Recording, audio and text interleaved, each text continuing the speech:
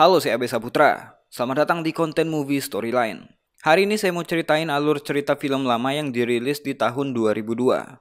Kata banyak orang, ini film sedih banget dan direkomendasikan untuk kalian yang sayang sama keluarga. Film ini judulnya The Way Home. Semoga cara saya bercerita bisa menghibur kalian semua dan langsung aja kita masuk ke alur ceritanya.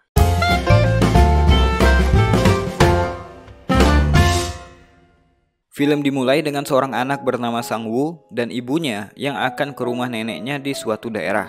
Sang ibu akan membawa Sang-woo anaknya ke rumah nenek karena di kota si ibu ini lagi nggak ada kerjaan. Toko yang dia punya bangkrut dan meninggalkan hutang yang banyak. Suaminya meninggalkannya dan tinggallah dia dan Sang-woo berdua tanpa keluarga. Si ibu ini dari umur 17 tahun kabur dari rumah buat kawin lari dan ini adalah pertama kalinya dia pulang ke rumah ibunya lagi. Si nenek tinggal di daerah pegunungan dengan rumah yang sangat jauh dari kata layak. Si nenek ini hidup sendirian. Kedatangan anak semata wayangnya yang membawa serta cucunya tentu aja membuat si nenek senang banget. Tapi si ibu ternyata bukan datang berkunjung. Dia datang hanya untuk menitipkan Sang-woo sampai dia punya kerjaan lagi. Dan dia berjanji akan menjemput anaknya kembali. Setelah menitipkan Sang-woo, si ibu pun pergi. Si nenek bisa dibilang kondisi fisiknya sangat kasihan. Berjalan dengan tongkat untuk menopang tubuhnya yang sudah membungkuk. Belum lagi keadaannya yang bisu. Saat itu harus merawat cucunya yang bisa dibilang gak ada akhlak. Sang-woo gak mau disentuh oleh si nenek. Sampai-sampai nenek meminta maaf karena itu. Bisa dibilang, Sang-woo gak diajarkan dengan baik oleh ibunya yang mungkin terlalu sibuk mencari uang. Bahkan secara belak-belakan, dia menghina neneknya. Namun sikap nenek gak pernah ambil hati terhadap hinaan cucunya. Ketika makan malam, Sang-woo hanya mau makan makanan yang dia bawa dari kota dan gak mau menyentuh makanan yang dimasakin sama nenek. Sang-woo cuman asik dengan kegiatannya dan gak pernah berinteraksi dengan neneknya. Dia hanya sibuk main game tanpa memperdulikan si nenek. Sangat relate banget dengan kehidupan anak-anak zaman sekarang yang terlalu sibuk bermain gadget daripada bersosialisasi dengan keluarganya di rumah. Saking miskinnya si nenek, ketika ingin boker pun Sang-woo harus lakukan di kendi yang berisi air. Suatu pagi, nenek mendapatkan kunjungan dari anak tetangganya yang selalu mengantarkan buah dan makanan untuknya. Anak ini bernama Cheolye. Kebetulan usia Cheolye dan Sang-woo gak jauh berbeda. Tapi sayangnya, Sang-woo gak mau bermain dengan anak itu. Sang-woo sering bermain sendiri bahkan cenderung memainkan mainan yang biasa dia mainkan di kota, termasuk sepatu roda. Suatu malam, nenek pernah meminta bantuan Sang-woo untuk menolongnya memasukkan benang ke dalam lubang jarum karena matanya yang udah nggak awas lagi. Dengan ogah-ogahan, dia pun membantu. Padahal nenek cuma ingin menjahit sepatunya yang udah nggak layak pakai, supaya kakinya nggak terluka ketika berjalan di medan berbatu. Karena keseringan bermain, game board yang dibawa Sang-woo pun kehabisan baterai. Dia pernah meminta uang kepada nenek untuk membeli baterai, tapi nenek memperlihatkan sakunya yang kosong, tanda dia nggak punya uang. Ketika nenek lagi mencuci pun, dia meminta uang lagi. Namun nenek meminta maaf karena memang nenek nggak punya uang sama sekali. Sang-woo pun kembali ke rumah dan membongkar isi lemari nenek, tapi nggak menemukan apa-apa. Karena kesal, Sang-woo pun menendang kendi si nenek sampai pecah. Bahkan dia menyembunyikan sepatu nenek sehingga nenek harus berjalan tanpa sepatu ketika mengangkut air melewati jalan berbatu. Gak cukup sampai di situ, Sang-woo juga menuliskan hinaan di dinding rumah nenek. Tapi gak ngefek juga sih, soalnya nenek gak bisa membaca. Sang-woo juga mengambil pin rambut sang nenek dan membawanya pergi. Sang-woo sebenarnya pengen buat neneknya kesal, tapi sayang nenek gak pernah ambil hati. Suatu siang, Sang-woo nekat pergi mencari baterai. Namun sayang, ketika sampai di toko, baterai yang dia cari pun gak ada. Karena berjalan jauh dari rumah, Sang-woo pun tersesat dan gak bisa menemukan jalan pulang. Dia pun menangis dan untungnya dia ketemu sama seorang kakek yang mengenali sang nenek. Sang-woo pun diantar pulang dan sampai di rumah mendekati sore hari. Nenek tentunya khawatir karena gak melihat Sang-woo seharian ini. Tapi seperti biasa, nenek gak pernah marah. Walaupun cucunya ini selalu gengsi dan jual mahal. Suatu siang, Sang-woo nggak mau makan masakan nenek karena Sang-woo udah terbiasa makan makanan yang dia bawa. Nenek pun bertanya dalam bahasa isyarat, "Jadi kau mau makan apa?" Sang-woo pun menjawab, "Kalau aku bilang nenek juga nggak punya uang." Kemudian nenek mengulangi pertanyaannya dan Sang-woo pun menjawab, dia ingin makan pizza, burger, dan ayam KFC. Karena nenek nggak tahu, Sang-woo pun memperlihatkan gambar makanan-makanan yang dia pengen. Akhirnya nenek mengerti kalau Sang Wu mau makan ayam. Sang Wu pun untuk pertama kalinya senang karena neneknya mau mewujudkan apa yang dia mau. Jam demi jam berlalu, dengan hujan-hujanan, nenek pulang dengan membawa ayam untuk dia masakin buat cucunya yang masih tidur. Selesai memasak, dia pun membangunkan Sang Wu, tapi Sang Wu menangis karena jijik melihat ayam rebus yang neneknya masak. Sedangkan yang dia mau adalah ayam goreng Kentucky. Dia merengek sampai-sampai melempar nasi yang ada di dalam mangkok. Nenek pun memungut kembali nasi itu, bahkan memakan butiran demi butiran nasi yang ada di lantai. Karena bangun tidur dalam keadaan lapar, Sang Wu pun mau nggak mau memakan juga ayam yang dimasakin nenek. Suatu pagi, nenek nggak bangun-bangun dari tidurnya. Ternyata si nenek lagi sakit demam karena kemarin hujan-hujanan beliin Sang Wu ayam. Karena hal ini, timbullah rasa empati dari anak ini. Dia menyelimuti nenek dan menyiapkan makanan untuk nenek yang lagi sakit. Di lain hari, Sang Wu ikut nenek menjual labu di pasar. Jarak antara pasar dan rumah neneknya cukup jauh. Mereka harus menempuh perjalanan menggunakan bis yang jarang sekali lewat. Dalam perjalanan, nenek melihat sepatu yang dipakai Sang Wu udah mulai rusak. Jadi misi pada hari itu adalah menjual labu itu untuk membelikan cucunya sepatu baru.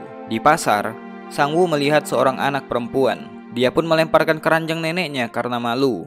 Walaupun pada akhirnya dia juga nggak ditegur sama anak itu. Melihat si nenek yang bisu susah payah memanggil orang untuk membeli labunya, Sang Wu pun timbul rasa iba. Setelah berjualan, nenek membelikannya sepatu baru. Nenek juga mengajak Sang Wu makan enak, walaupun si nenek hanya minum segelas air. Sang Wu pelan-pelan mulai mengerti susahnya si nenek dalam mencari uang. Ketika melewati toko yang menjual baterai untuk gameboardnya, Sang Wu pun gak enak hati untuk meminta kepada nenek. Sebelum berangkat pulang, nenek ingin membelikan Sang Wu cemilan untuk di perjalanan. Sang Wu pun menunjuk seorang anak yang lagi kebetulan makan coklat. Akhirnya nenek pun mengambil bungkus makanan itu dan pergi ke warung yang ternyata adalah milik teman baiknya. Nenek ingin membeli 2 coklat untuk Sang Wu, tapi temannya malah memberikan 4 coklat dan menolak untuk dibayar. Sebagai gantinya, nenek memberikan tanaman obat untuk temannya itu. Kemudian mereka pun berpisah. Datanglah lagi berkunjung sebelum salah satu dari kita meninggal, katanya sambil mengucapkan selamat tinggal buat si nenek. Sesampainya di bis, Sang Wu duduk bersama anak desa lainnya. Salah satunya anak perempuan yang Sang Wu suka. Karena dia malu dengan neneknya, dia pun menyuruh nenek untuk pergi sendiri. Nenek melihat bangku belakang yang udah diisi oleh mereka. Karena nenek gak bisa duduk selain di bangku belakang, nenek pun gak jadi naik. Sebagai gantinya, dia menitipkan Sang Wu kepada Xiaolie dan menitipkan barangnya pada Sang Wu. Tapi Sang Wu menolak untuk menolong si nenek. Sang Wu yang sampai duluan pun menunggu nenek, tapi si nenek gak datang-datang sampai sore hari.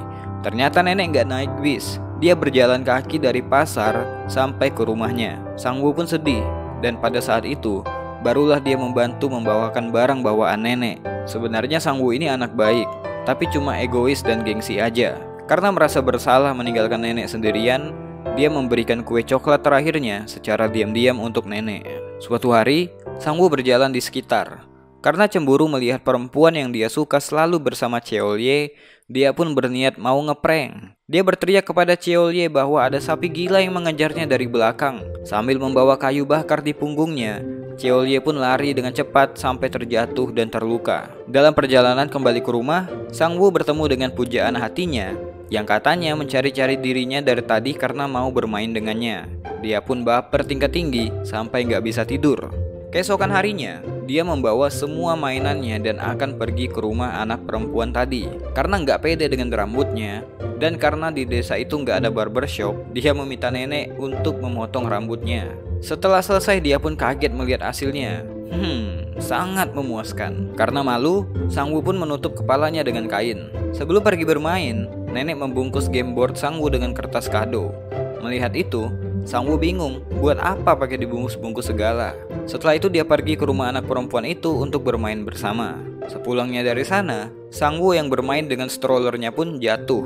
Akhirnya kakinya luka dan dia agak kesulitan untuk berjalan. Ketika di perjalanan, Xiaolie meneriakinya bahwa ada sapi gila di belakang dan dia menyuruh Sang Wu untuk lari. Tapi Sang Wu nggak peduli dan menganggap itu hanya akal-akalan Xiaolie yang ingin membalasnya. Ternyata sapi gila memang ada di belakangnya. Sang Wu pun panik dan terjatuh. Kejahatan dibalas dengan kebaikan. Untungnya Xiaolie menolongnya dan Sang Wu pun selamat. Ketika pulang dengan luka-luka di kaki dan tangannya, Sang Woo sempat membuka mainannya yang dibungkus sama nenek tadi. Ternyata di dalamnya ada uang untuk membeli baterai. Sang Woo pun menangis terharu. Sikap egois dan manjanya perlahan mulai luntur melihat kebaikan dan kesabaran dari sang nenek. Gengsi Sang Woo pun hilang ketika bertemu dengan nenek. Dia nggak malu lagi untuk nangis di depan neneknya. Ketika itu neneknya memperlihatkan sebuah surat yang dikirimi oleh ibunya. Ternyata si ibu udah dapat kerja dan akan menjemput Sang Woo. Dulu ketika pertama kali datang, dia ogah banget tinggal di sini. Sekarang sebaliknya, dia pengen tinggal bareng neneknya lebih lama lagi. Karena nenek nggak bisa bicara dan menggunakan telepon, Sang Woo pun ngajarin nenek menulis. Tapi di usia itu, nenek udah kesulitan untuk belajar. Jadi Sang Woo pun menyuruh nenek untuk mengirimkan surat kosong kalau si nenek sakit, sehingga dia bisa datang secepatnya. Malam itu mereka berdua menangis, karena itu malam terakhir mereka bersama. Sebelum dijemput ibunya, Sang Woo juga memasukkan benang ke jarum karena dia tahu neneknya selalu kesulitan dalam hal itu. Sebelum tidur, Sang Woo kepikiran untuk membuatkan kartu yang bisa neneknya gunakan untuk menghabarinya. Keesokan paginya si ibu pun datang menjemput. Ketika itu Sang Woo masih malu untuk mengatakan selamat tinggal pada sang nenek. Namun ketika habis berangkat, Sang Woo pun gak bisa nyembunyiin kesedihannya berpisah dengan nenek. Dan dengan bahasa isyarat, dia mengatakan maaf karena udah jadi cucu yang merepotkan. Mereka kembali ke kota, sementara nenek kembali menjalani hidup sendirian tanpa siapapun. Malam sebelumnya Sang Woo ternyata meninggalkan dua kartu yang dia gambarkan. Kartu pertama bergambarkan aku merindukanmu, dan yang kedua gambar nenek yang sedang sakit yang bisa neneknya gunakan ketika berkirim surat nanti. Banyak banget pelajaran dari film ini. Cocok banget ditonton sama anak-anak agar mereka mengerti bahwa yang namanya orang tua atau nenek sekalipun akan selalu memberikan kasih sayang dengan tulus tanpa pamrih. Bahkan mereka akan memaklumi tingkah cengeng kita dan rela mengorbankan segalanya demi kebahagiaan anak cucunya. Sayangi mereka sebelum mereka meninggal, karena sesuatu akan jauh lebih berharga setelah kita kehilangannya. Itu aja buat video kali ini. Kalau suka silahkan di like dan di subscribe. Saya Besa Putra, to be continue. Jangan bosan jadi orang baik.